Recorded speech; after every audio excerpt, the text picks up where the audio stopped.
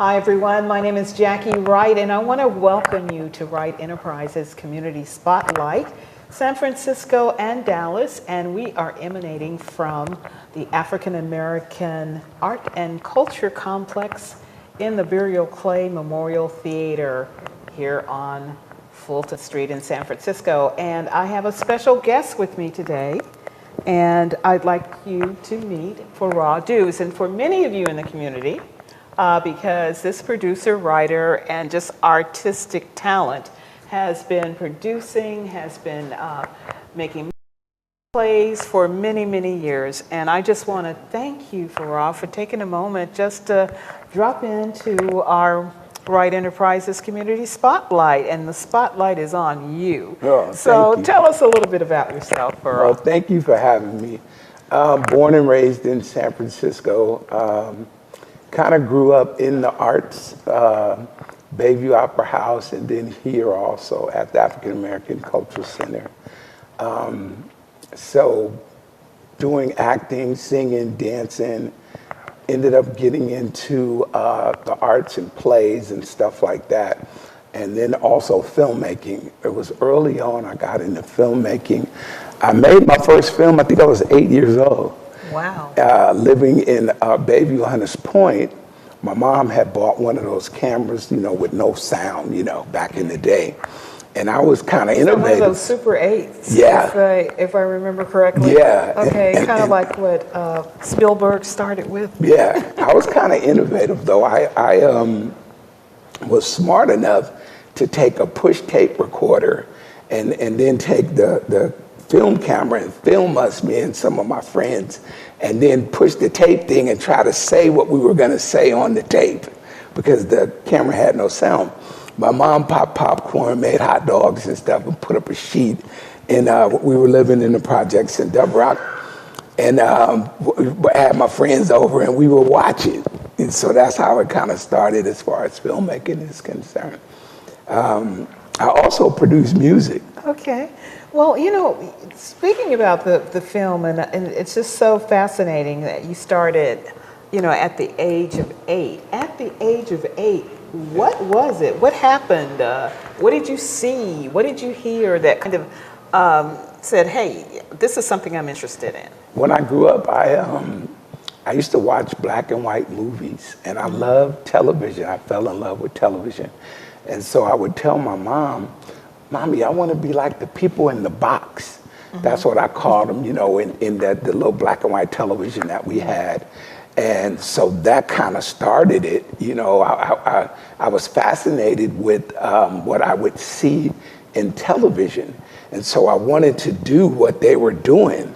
So that was kind of what we tried to do. And then growing up, I connected with a friend of mine, Bobby Frazier, out of San Francisco, and we started making karate movies. Wow, wow. We were so innovative.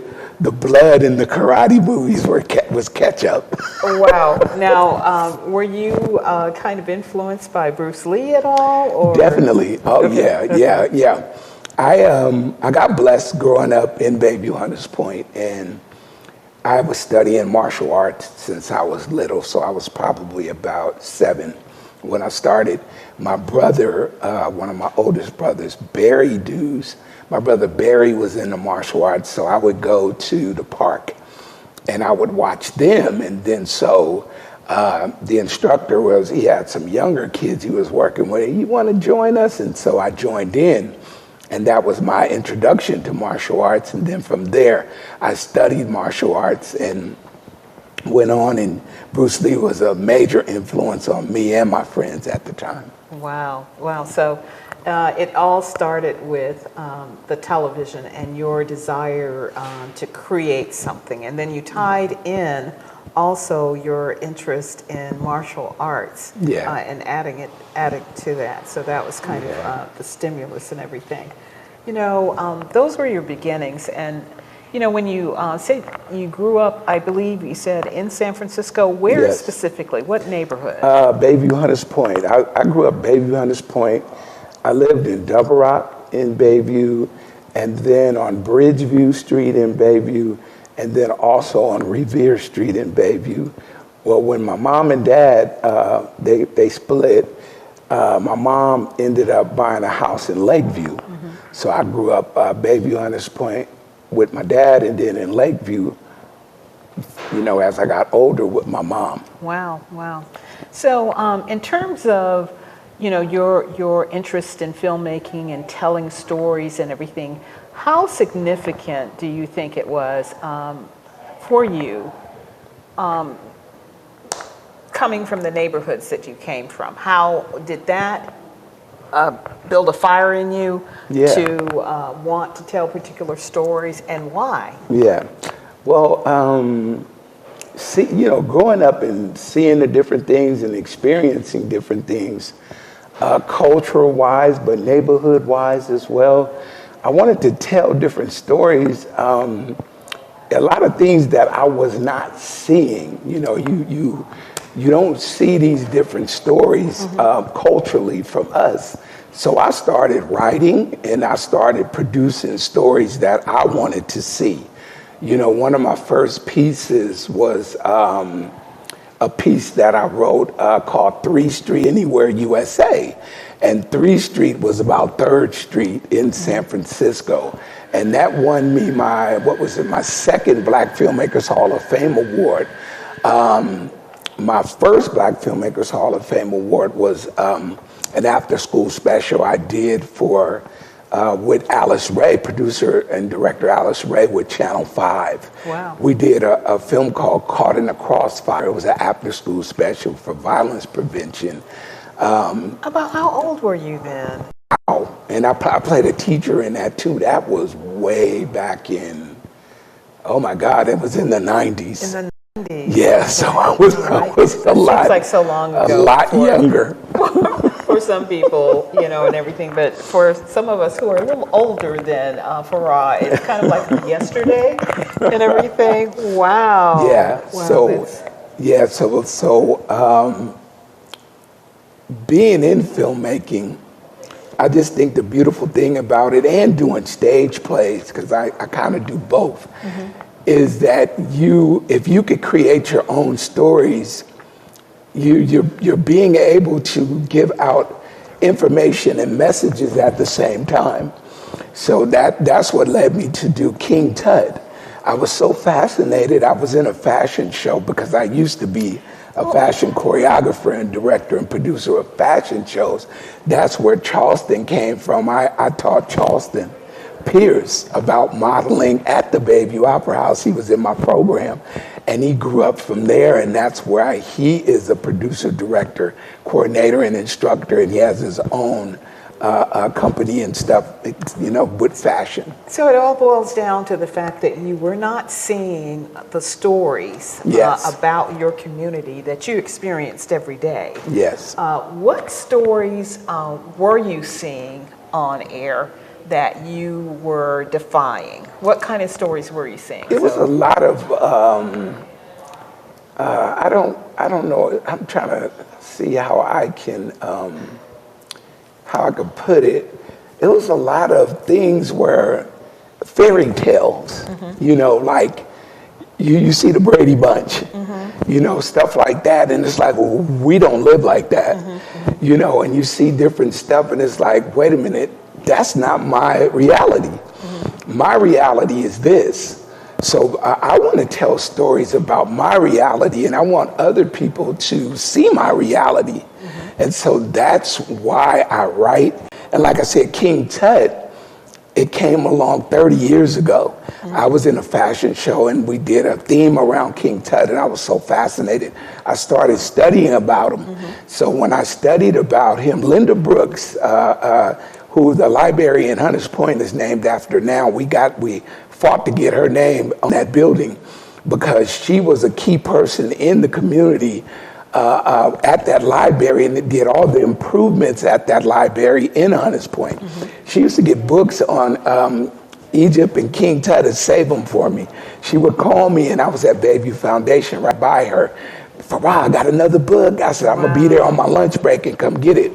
So I studied and I put this story together about King Tut and started doing it as a stage play. And now we just did our 30th year anniversary Wow, celebration at the that's amazing. Black Repertory Theater in Berkeley. At the Black Repertory Theater in Berkeley. Yes. Now, you mentioned a name. We were talking about fashion and everything, and that was Charleston Yes, Pierce. Charleston Pierce. And I've seen a number of things that he's done since then with Macy's, and just some absolutely fabulous shows that we've experienced and everything. And so, did you say that you were a mentor for him? Yes, I mentored Charleston Pierce. Wow. And he, up to this day, he's like a little brother of mine. Mm-hmm. And yes, Charleston stayed with fashion, and he took it, and he got in fashion, and he worked with Tyra Banks and Naomi Campbell and all those top models. He became a top model in the United States first. Yes. Then he took everything he knows, and now he's a coordinator for Macy's Passport and choreographer. Mm-hmm. He helps do the Macy's Passport shows. And then he also has his own training company. He has the Charleston Pierce Company where he trains models. Wow. And he's very, very successful. And in his own right, he's a producer, director, and writer himself. So, And that started with King Tut? Well, yeah. Wow. For me. For you. Yeah. And he was involved in some of the things that you were doing. But tell us a little bit about this 30-year review that happened with King Tut. And you said it was at the Berkeley... The Black Repertory Theater in Berkeley. Theater. Yeah. Mm-hmm. Well, Tut has been throughout the years at the Bayview Opera House, at the De Young Museum doing the centennial celebration, and the Tut exhibit at De Young Museum. So I went back and forth to De Young Museum, back and forth to Bayview Opera House, and to the Black Repertory Theater in Berkeley. So then for the 30th year anniversary celebration, we went back there a couple weeks ago. Wow. And we did 6 shows that mostly all the shows were sold out. Wow. I mean, it was really, really something. And it's a great story. See, this story is registered with the Library of Congress as a historical stage play. There is nobody else that I know of that have a complete stage play about King Tut. I believe I am the only one. That's why I'm blessed to keep doing it, bringing it about. And it's been going on and off for 30 years. Wow. And so let me get this clear. 2025 is the 30th year? Yes. Okay. And you've done it over in the East Bay. Yes. I think it's time that you bring that here I before would the love year's to. out. Yeah. It should be in San Francisco. Yes, it should. I mean, I would love to bring it here. And then that brings me to the other stage play, which was like a musical, Legend of Fillmore Slim story. It's a Broadway musical. It was very successful in 2023 at the Bayview Opera House. I think that that's something that should be here also, since Fillmore put Fillmore on the map. Wow. And made Fillmore, popular. Mm-hmm. I believe that it'll be great to bring it here. But 2, I have a new movie that I'm working on called Pink Diamonds. Okay, wait a minute. Where's my... I'm trying to keep up with him. Wait a minute. Okay. Now, wait a minute. Let's just roll back to the Fillmore Slim. Yes. And tell us a little bit about what you want to do with that. Okay. And then we're going to roll into your latest film. Wow. Okay. And what else is next, guys? I don't think we have enough time. I gotta say this real quick. I produce music as well. And one of my music mentors is George Clinton of Parliament. Oh my God. If it wasn't for George Clinton, I wouldn't produce good, funky music. Mm-hmm. I mean, I have on all platforms under my name, Farah Dews, I have jazz, I have gospel, I have hip hop, I have rap, and I have R&B. And Folks, we don't have enough time for this conversation. I was, I was able to meet George Clinton in my life and tell him that I'm his #1 fan. And I told him stories about him, and he said, "You got it. You are my #1 fan. That's my mentor." Now, quickly, with Fillmore, the reason why I love Fillmore Slim is because he changed his life. It's not because he was a gentleman of leisure, y'all. Let's get that straight. I love him because he changed his life. People have never heard about him. Give us a timeline. He started out as a pimp.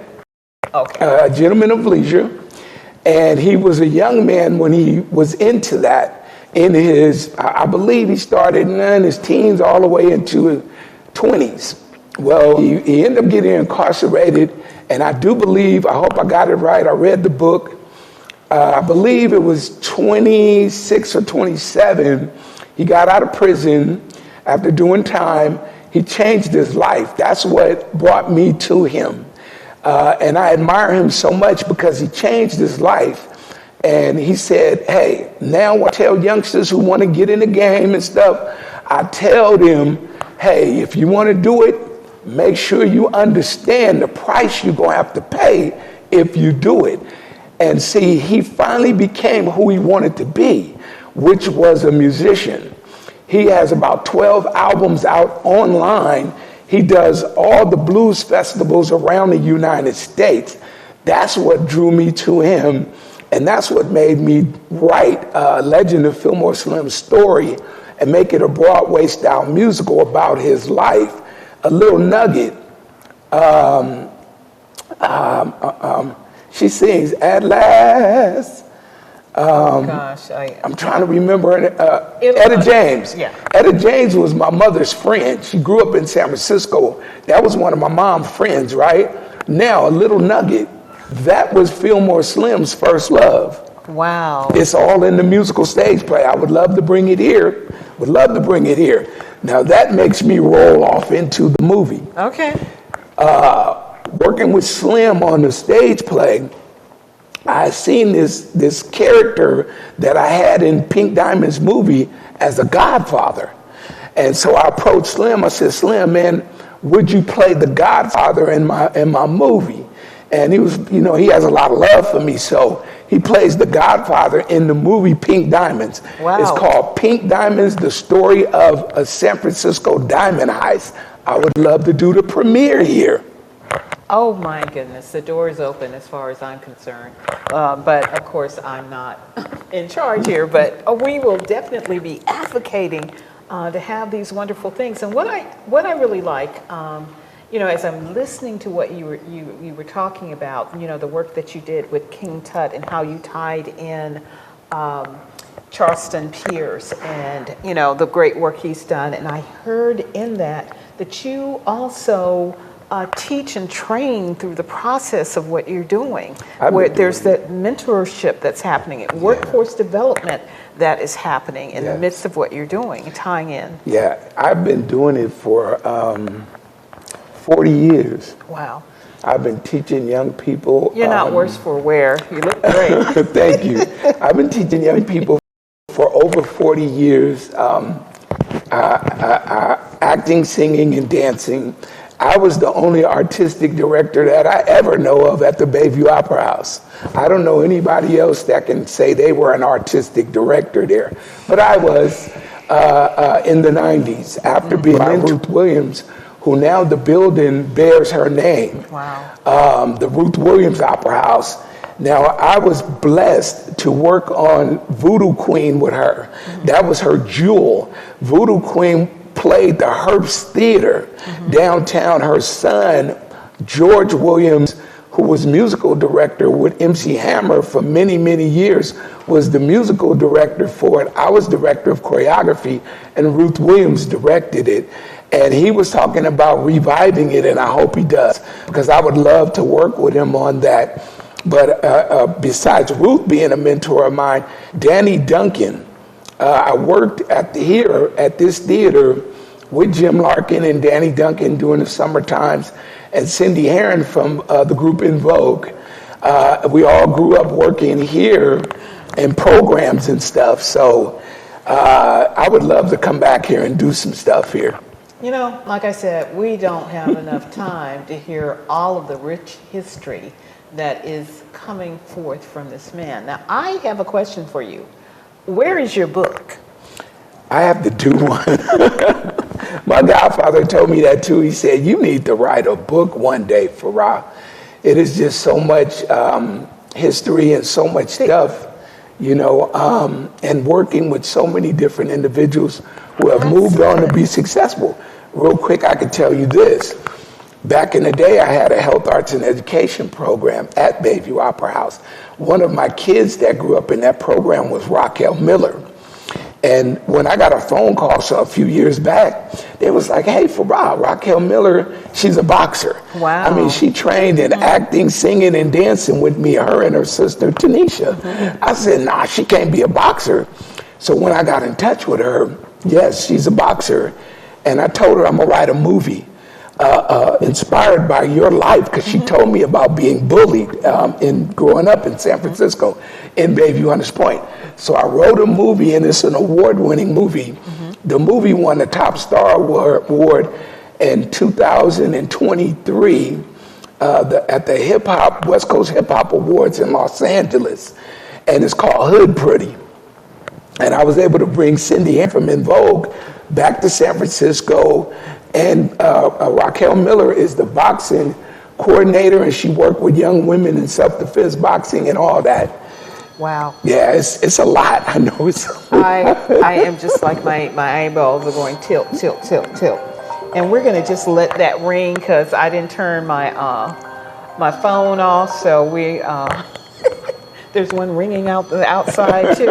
So my mind is ringing right now as I'm listening to all of this great, wonderful work that you've done, Farrar. We're going to have you back, and not only for this show, but we need to have you back in the auditorium here. Yes. You know, one of the things that we're looking at is having a live studio audience. I just want to remind everyone that you can come on Wednesdays and come in and get to meet some of the wonderful people like Farah that we are interviewing for Right Enterprises Community Spotlight, San Francisco and Dallas. Yes. And hey, have a cup of coffee, have some tea from Talio's when you come here. And that's one of the wonderful, great things that's happened here, is that we have a small business that is operating here.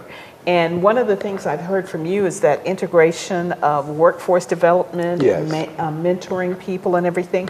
And that's exactly what's happening through Talio's as a matter of fact, too, which is really good. So we're cultivating a small business, and then not only are we cultivating a small business, but we're giving you something delightful to enjoy.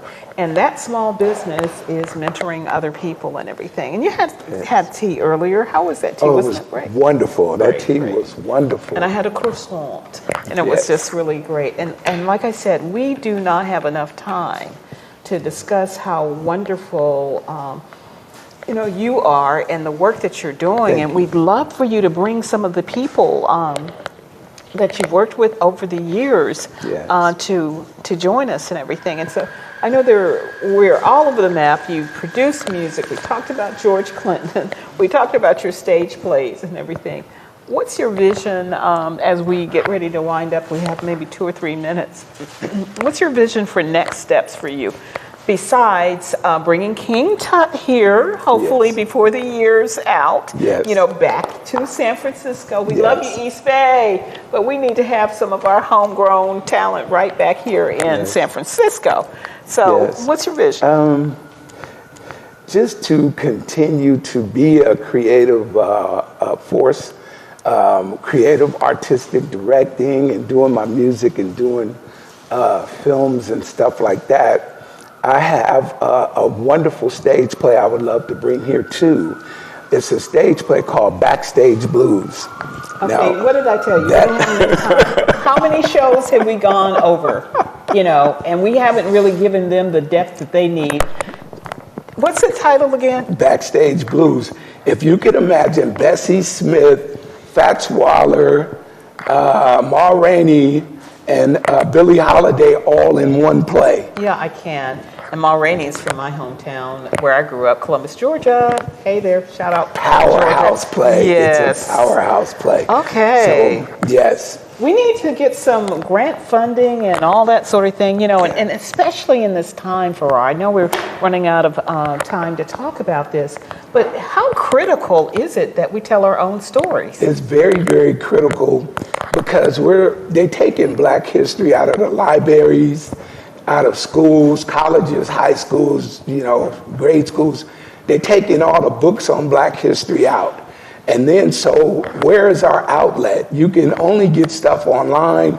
And then we still have films and movies, and we still have stage plays. So we still have to have platforms to tell our stories. And funding is critical to us telling our stories, but also partnership. We need to partner together to be able to tell our stories, to get information out there about Black history. Like Backstage Blues is all going to be about history. King Tut stage play is all about history.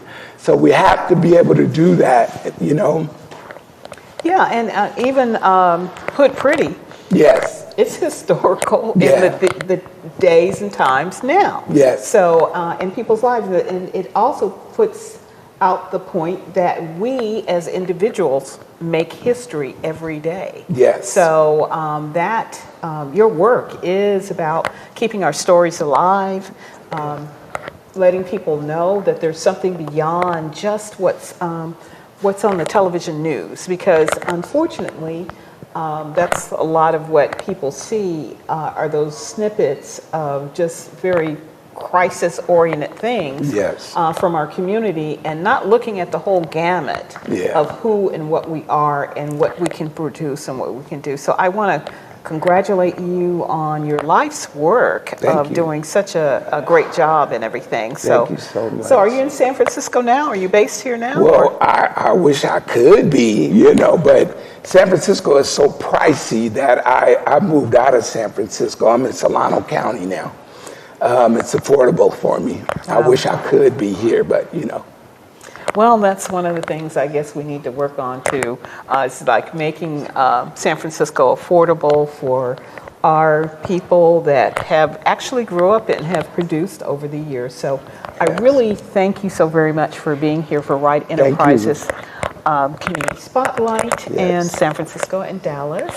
Thank you. For we got to have you back because he's got so much material, and just want to remind people there's Talio's that you can come through Monday through Friday and just enjoy a cup of joe, tea, or whatever you'd like, and just also make an impact on a young person's life who is training through that particular company as well, and it just speaks well for all that is happening at the African American Art and Culture Complex. My name is Jackie Wright. Thank you for joining us.